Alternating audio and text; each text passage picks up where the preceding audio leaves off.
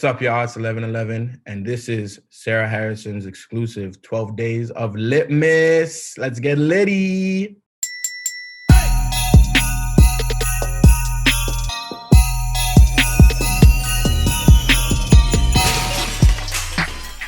It's another episode of Sarah Harrison exclusive 12 Days of LITTmas, and what better way to spend the holidays than with some good R&B courtesy of this man right here, all the way from Toronto, although I'm not sure if you're in Toronto right now, and he goes by the name 1111. What's up? What's up? How you guys doing? And I appreciate you guys for having me on here. And this is really dope, especially at a time like this, So it's really, really dope. I feel like this period has encouraged more communication.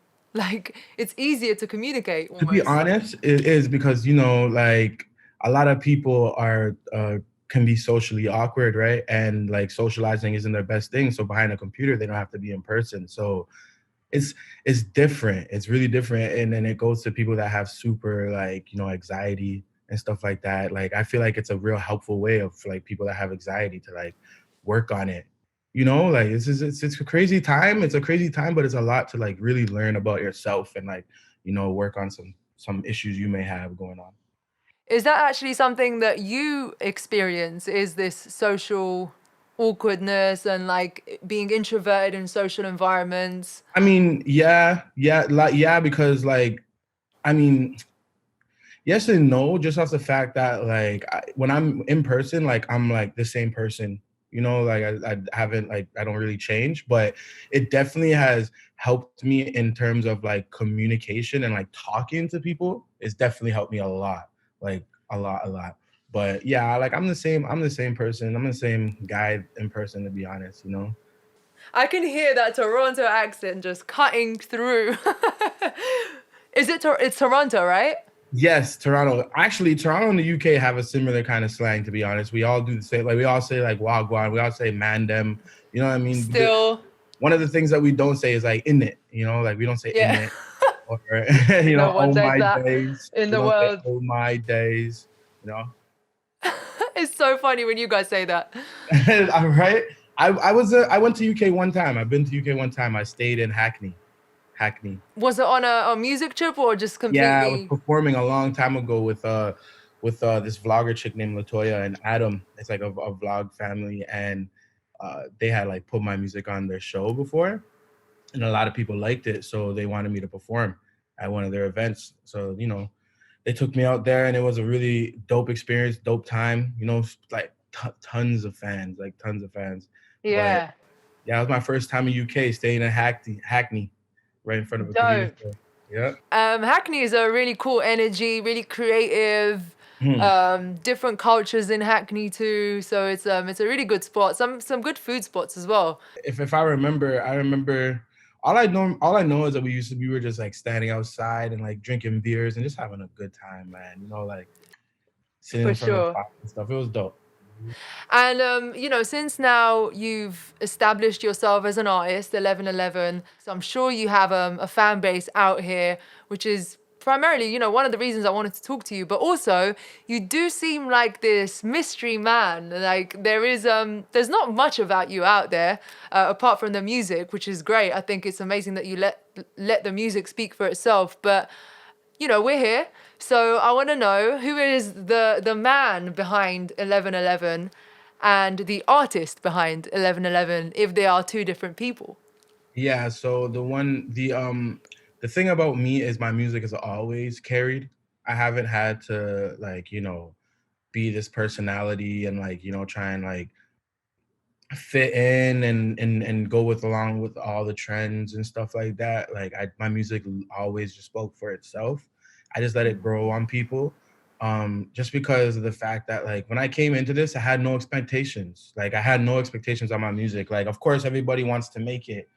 Everyone wants to be a star and be rich. But like I wouldn't lie if I said I had that at the back of my head, but it wasn't the first thing that was like, yo, that's the first thing. I just wanted to make music. It was my way of it was my outlet on expressing my feelings. Like sometimes I'd be really down. Like I went through couple like hard breakups and stuff, and like music was my way out. You know what I mean? And that was my way of like expressing my feelings.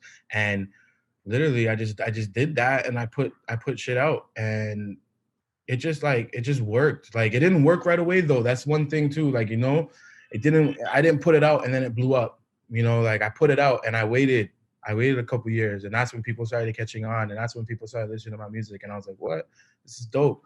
But 1111 and me, like, there's 1111 and then there's Ty. Ty is this, like, he doesn't really care for, like, social media. He doesn't really care for, what I mean? He just wants to have fun. Like, I'm not gonna go out to a place and have fun and like try and have my phone out and trying to record it. Like, I just want to like live in the moment, you know? And when I turn into 1111 is when something happens in my life where I can't, you know what I mean? I feel like I'm stuck. That's when I turn into 1111. I write down this shit, and I just express my emotions and stuff. You know what I mean? And that's yeah, that's what I have to say about that. Like, my outlet has been music. So whenever I want to express something, that's what I do. So you're saying there was a turning point artistically when you actually went by your own name and then you decided to rebrand? For sure, for sure. And 1111, it's a pretty unique name. We all have come across theories, I would say, not conspiracies, but just theories. That are spiritually related. Yes. Yeah. So tell me, where was what was the birth of specifically naming your artistry 1111? So it had to do with me, like, switching my name. I just went by my real name at first, and it was I just thought that it was something that people wouldn't, like, be like, okay, this guy, let's go check this guy out. Like, you know, Ty Craig, oh, let's go see, and if I was a fan, I wouldn't go and click on that because I'd be, that's so basic. But I wanted to switch my name and rebrand, and I was like, I need something catchy. I need something that people are gonna always remember me by. I need something that where it's like they look at something and they're gonna remember me. And I remember when I was a kid back in the day, like, my mom always used to like say 1111. Like, when 1111 comes on the clock, she would yell like 1111, make a wish, every time, like every time. So I was like, that would be a dope name. That would be a dope name. Like, although it was numbers and it's just numbers, and I didn't want to spell it out like 1111. I wanted it to be the time. I was like, I mean, we could do that. It's super different. And you see 1111 twice on the clock. You know what I mean? So it's like you have two chances to be reminded of me, like 11:11 a.m. and 11:11 p.m. And That's true. yeah, right. That's one thing where it was like, that's why I really wanted to choose that name. I also believe in, like, numerology and one being like the greatest number, and the aligning forces of 11:11. You know what I mean? So everything just lined up, and ever since I changed my name to that, it's just been up. So it's like, yo, I believe in that shit, like, big time. Because it's essentially based on the law of attraction. Am I correct? Yeah, it's the aligning of the numbers, like 11:11. It's all, you know what I mean? It's all ones. If you ever watched the movie, what's that scary movie? Us. If it's scary, I definitely didn't watch it. I'm so triggered by everything. And that movie is actually all about 11:11. Like, if you watch it, it's a scary movie, but it's all about the numbers aligning and the mirror images. Like, it's all about 11:11. I recommend you watch it if you're like into like numerology and stuff, even if it's a scary movie. It's pretty dope. But yeah. So what's different between 11:11 and 22:22 and 33:33? What would you know? Are you that well versed in numerology? Like, I'm not like too crazy into it, but I do know about 11:11 and 11:11 being the, mirror image and stuff, and the aligning number, right? So that's why I chose that, because that's a number I know. But I know there's other ones like between 444 and, yeah, all that stuff like you said. Yeah. Angel number, I think it's called the 1111, isn't it? Yeah. It's So more than numbers. Yeah, I got that tatted on me too. Like, it's more than just numbers. Like, it's deeper. it's deeper. No, 100%. And you mentioned your mother actually being the sort of the stimulus behind that. So what household did you grow up in then? What kind of maybe like religious background or what culturally as well? Yeah, I grew up with a single white mom, three siblings. um, one older sister and a younger sister and a younger brother. And it was a household where, you know, we didn't we weren't rich, we didn't really have much money, so we were always moving. And you know, a couple of times we had to sleep on the floor and stuff like that. You know, it was rough. I wouldn't say my childhood was rough, but like it was definitely something, you know, like it was definitely lots of up and downs. My dad wasn't really around, but he tried his best to help us and stuff, you know. But I grew up with that. And then moving to a place called Jungle, Lawrence Heights, which is a neighborhood out here. It was like a rough neighborhood, and that's where, you know, I kind of grew as a man, because I got to really see like, yo, this is what life is, you know, like, okay, we got to make it out of here. And that's where I was introduced to music. To be honest, it was Jungle. My little brother actually introduced me to, and he actually put me onto a program called Fruity Loops, and I started making beats, and I was just hooked since then. Like since then, I was hooked, and just started making beats. And I never sang. At this point, I never sang. I didn't know I could sing. Like I didn't know I could sing. Wow. I just made beats, and I made them. And then I remember one time, and I'm making them, and I'm a kid, so I'm making them, and my mom's like sleeping behind me. Like her bedroom was the living room, so she was like sleeping behind me, and I'm on the PC making a beat, so I had to turn the music down. And when I would like sing, I had to kind of be like, like really really low, you know. Soft, So like, yeah, that's dope. like really low. And I would sing like that. And I remember doing my first ever track like that and then showing it to my friends. And like, obviously they're going to be, yo, this is sick. You could sing. Okay, sing them on. But it was like bad. Like listening to it now, it was bad, but you can see the growth like of like my voice, you know, because I just literally tried. I just literally tried singing, and it worked. It worked. You must have grown up around a lot of Caribbean influence though, because My Yeah. dad, he's Trinidadian, right? I wasn't really around my dad's side of the family, but like the reason I would say, you know, I grew up around like the Caribbean culture is because the neighborhood I lived in and Toronto, like we take a lot, like all of my friends were like, you know, Jamaican and stuff, right? So I would always go over to their house and, you know what I mean, hang out with them, and their moms would make food and stuff. So it was like I grew up around a lot of like Caribbean influence. You know what I mean?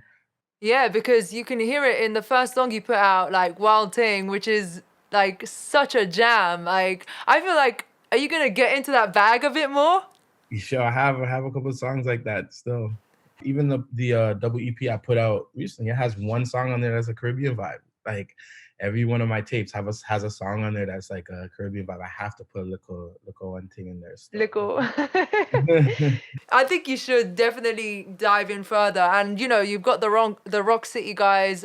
You are around some great people who have been part of, you know, some great careers. Ray Daniels as well. Tell me, how did you get on their radar? No pun intended. I wish I wish that he was here to explain the story, because he explains it so much better than I do. But I was just making music like by myself, independently, no label, nothing. Like just a manager. That's it. And shout out Matty Rich. He was my manager. Shout out Davon. He's also my manager right now. But like Ray had said that he was in a meeting at the Apple office, and Apple was playing my music like on like the intercom or something like that, or the stereo or something like that. They were playing my song. My song was playing, and he's like, "Who is this?" And he Shazammed it, and he saved it, and then he went to his meeting, and then he came back, and he went back to Atlanta, and he got in the office, and he's like, They started talking about R&B and like how R&B songs should be this, that, that, and then Ray was like, "Hold the fuck up, hold up. This is why." He said something like, "This is why R&B is not working," but man, this song is beautiful. He played my song, and then he was like, "This song right here, this song is amazing. This song's amazing." And he said like, "Oh, is this kid signed? Like, is he signed?" And he reached out to me. And I didn't answer because I didn't know who he was. Like I was just in this bubble in Toronto, you know, the people I I know, feel you. you know, Yeah. and he had one of his assistants, like one of his little pretty assistants, right? This girl DM me, and I messaged her back because I'm like, it's a girl. Like, you know how many people I have in my DM. You know how many people I have in my DM that's trying to like be like, I have this opportunity for you. Like, you know, let me talk to you. I have this opportunity for you. Like, You're tripping. You're tripping. I have so many. Like, I have so many, and I didn't know who he was, right? So I didn't look it up or anything. And then I replied to this girl, and it was Ray Daniels' assistant, and he's like, "Oh, Ray Daniels wants to talk to you, this, that. Like, I'm his assistant." I was like, "Okay, sick, cool." Bam, got on the phone with him, and I still don't know who he is. I Googled him, and I was like, "Okay, sick. This guy's done work, you know." And the rest was history from there, you know. Like, he flew me out to Atlanta. You know, I mean, we did some work. I was recording with some people, and like, bam, I just loved the way Yeah. the team worked. You know, I just loved the way he was working, and he was like showing, like, he wasn't really like putting anything in my face. He was just like, yo, like, just go work. Like, he just made me go work in the studio, basically. He wasn't like, take like, yo, this is that, this is that. He wasn't selling me a dream. You know what I mean? He was like, you work with me or not, it's up to you, you know? And I was like, you know what? I want to work with you. So I mean, we worked together. Something must have really clicked because he doesn't seem like the easiest guy to please. I think I met him once at a conference in Atlanta, like in 2014. Instantly, like his energy was very, like you could tell he's cutthroat, you know, but it's coming from a good place. That synergy between you guys must have been really strong for him to take it all the way. And we're also both Virgos. So Oh my God, I'm a Virgo too. we fuck with each other. You know? Really? You're a Virgo too? Yeah. Virgo gang. Yeah, it's crazy how the Virgos are just like, I don't know, it's like this community and Right? we Virgo support each gang. other. Mm-hmm. We know the like the work ethic and that's really hard to explain sometimes. It's kind of like you either know it or you don't, Yeah, right? we care a lot about what we do. And that's why you care a lot about what you do. Sometimes too much where Mm. it starts to bring side effects. It's true. Okay, we're gonna go to the latest project that you put out. What do you make of women speaking out about your sexual experiences, as you had in the interludes? I mean, it doesn't really bother me, to be honest. Like, it is what it is. Like, that was just like a little skit, you know? So it's like, it's whatever. I don't really mind that. Whatever. Everyone's gonna talk. It's gossip. You know, everyone talks. I talk. We all talk. You know, so it doesn't bother me at all. You know what's funny is that we've definitely done it, but then hearing it back, like hearing someone else do it, it's a bit cringy, and I'm like, wow, is that how it really sounds? It's like super explicit. Yeah. Right. Yeah, definitely. I'm super excited about what you've got coming up, and you seem to be around the greats. So, what is cooking up right now for 11/11? Right now we are working on. Man, I'm trying to perform. Man. I'm trying to do some performances. So me and the team are gonna get together and figure out what we're gonna do virtually, and also shoot a music video for a song on the double EP. We're thinking about, maybe shooting a video in, St. Thomas or something like that.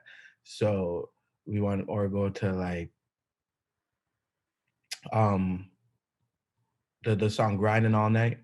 We're thinking of shooting a video for that and making a real Caribbean vibe. But I'm also just working on music. I'm working on new music. I have, you know, a couple new songs that like are really, really fire, and I'm still working. I'm still working on more heat. You feel me? So I have a lot to talk about, I have a lot to write, and been through a lot of shit. So I really want to like write it down and put it out there. I'm trying to take it to stardom. I want to be like, it just sucks because I want to be performing in stadiums. I want to be performing in like huge crowds where they're singing back. That's been a dream of mine, like huge crowds singing my song together and stuff, like rocking with me. And it sucks that COVID hit because like, who knows when we're going to get that back. I believe in that we're going to get it back, but like, who knows when. So it's sad. Like, it's sad I have this new project and like, now we got to figure out like what we're going to do virtually. And I won't get that experience of like, hearing people, sing my songs and stuff like that. So Do you find it difficult to make content? I find it difficult to make content just because of the fact where it's like we're stuck here and I'm not doing shit, you know, and Yeah. like you need to be doing shit to be writing shit. Like you have to do shit and experience shit, you know. So like I do find it difficult in that sense, to be honest. No, I feel you. So the night before, the morning after, this is the project that you put out in 2020. Definitely encourage everyone to go listen. Which one? I mean, I'm the type of person that listens to it chronologically, but if you had to pick a close one that represents you, which one would it be? Treat. Okay. Treat is my favorite song, and it best represents me just because like you know, I like to do that, and like it's not like I'm so blunt and straightforward with what I'm talking about, you know what I mean? So it's like I think that's Super like creative. Yeah, yeah, yeah, very, yeah. that's the one right there. I love it. Well, all the lovers will be getting busy this holiday period. Make sure that you pick this 1111 project as your soundtrack. So it's been such a great, introductory conversation with you. I'm really excited for you. It was dope, yeah. Yeah, definitely. So yeah, enjoy your holidays. Thank you guys for having me on here. I appreciate y'all. And Virgo gang, did not know you were a Virgo. I like you even more now. Um, thank you guys so much, and everybody stay safe. You know, wear a mask and just be aware, wash your hands and stuff like that. Let's stop this virus. You're such a Virgo. That's dope. Thank you so much.